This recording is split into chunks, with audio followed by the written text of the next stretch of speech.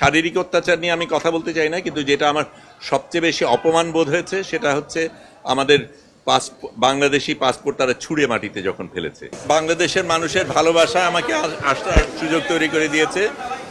প্রথমে যে জিনিসটা মনে রাখতে হবে, এখনো কিন্তু গাজা মুক্ত হয়নি।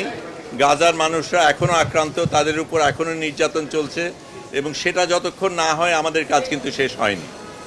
তার বাইরে যেটা বলবো, আমি অনেক মানুষকে ধন্যবাদ জানাবো। প্রথমে বাংলাদেশি যারা সারা পৃথিবীর থেকে সাড়া দিয়েছে, দোয়া করেছে, ভালোবাসা পাঠিয়েছে, তাদের কাছে আমি কৃতজ্ঞ।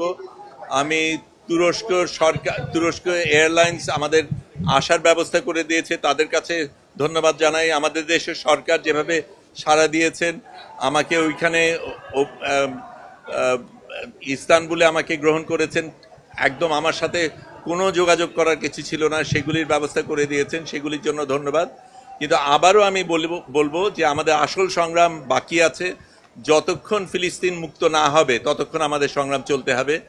আমি যেতে পেরেছি, অনেকে যেতে পারিনি, অনেকে আমার সাথে যোগাযোগ করেছিল, তারা যেতে চেয়েছে। আমি মনে করি আরও হাজার এরকম ফ্লোটিলা যাওয়া দরকার, এবং যতক্ষণ না ফিলিস্তিন মুক্ত না হবে আমাদের এই সংগ্রাম চালিয়ে যেতে হবে। কঠিন তো অনেকগুলি জিনিস, এটা ঠিক আমাদের উপর নির্যাতন গেছে, কঠিন সময় গেছে, কিন্তু গাজাবাসীদের উপর যা হয় তার তুলনায় আমাদেরটা কিচ্ছু না।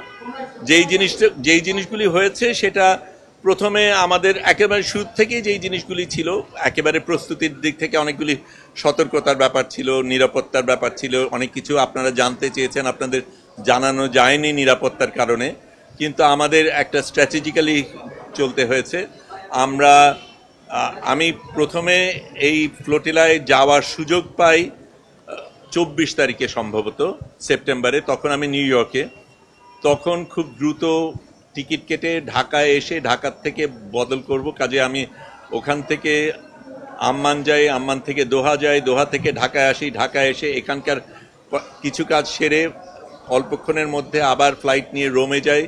রোমের থেকে আমরা যেখানে যাওয়ার কথা ছিল 28 তারিখ সন্ধ্যার মধ্যে আমাদের ব্রিন্দিসি বোধহয় জায়গাটার নাম, হ্যাঁ ব্রিন্দিসি, ওখানে পৌঁছানো সম্ভব ছিল না এই সময়ের মধ্যে। কাজেই যেটা করি, রোম পর্যন্ত যাই, রোম থেকে আবার রাতের বাস নিয়ে 10.5 ঘন্টা গিয়ে লেচ্চেতে যাই, সেখান থেকে আরেকটা বাস নিয়ে ট্রেন স্টেশনে যাই, ওখান থেকে ট্রেন যাত্রা করে আরেকটা বাস নিয়ে বাকি পথ হেঁটে ওখানে আমি 29 তারিখ সকালে পৌঁছাই।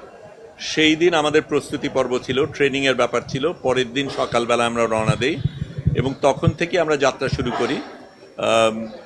তারপরে আমাদের আগে ছোট 8টা ফ্লোটিলা রওনা দিয়েছিল, তারপরে আমরা রওনা দিই। এটা ছিল সবচাইতে বড় ফ্লোটিলা পুরো সব কিছুর মধ্যে, অনেক বড় অন্যদের থেকে। এবং আমাদের প্রধান এর মধ্যে আরোহী ছিল সংবাদকর্মীরা এবং স্বাস্থ্যকর্মীরা, এবং আমাদের ইচ্ছা করেই সেটা করা হয়েছিল, কারণ এই কর্মীদের উপরে সবচেয়ে বেশি আক্রোশ ছিল ইসরায়েলে, এবং সবচেয়ে বেশি হত্যা করা হয়েছে এই সংবাদকর্মী এবং স্বাস্থ্যকর্মীদের। কাজে আমরা সেটার প্রতিবাদে গিয়েছি, এবং যদিও আমাদের সাথে ত্রাণ ছিল, ত্রাণ দেবার উদ্দেশ্যে না, আমরা যাতে ওদের উপর বোঝা না হই সেই কারণে আমরা নিয়ে গিয়েছিলাম। কিন্তু যেটা আমাদের খারাপ লেগেছে সেটা হচ্ছে এই ত্রাণগুলি ইসরায়েলিরা নিয়েছে। কিন্তু আমার কাছে যেটা সবচেয়ে বেশি, শারীরিক অত্যাচার নিয়ে আমি কথা বলতে চাই না, কিন্তু যেটা আমার সবচেয়ে বেশি অপমান বোধ হয়েছে সেটা হচ্ছে আমাদের বাংলাদেশি পাসপোর্ট তারা ছুঁড়ে মাটিতে যখন ফেলেছে।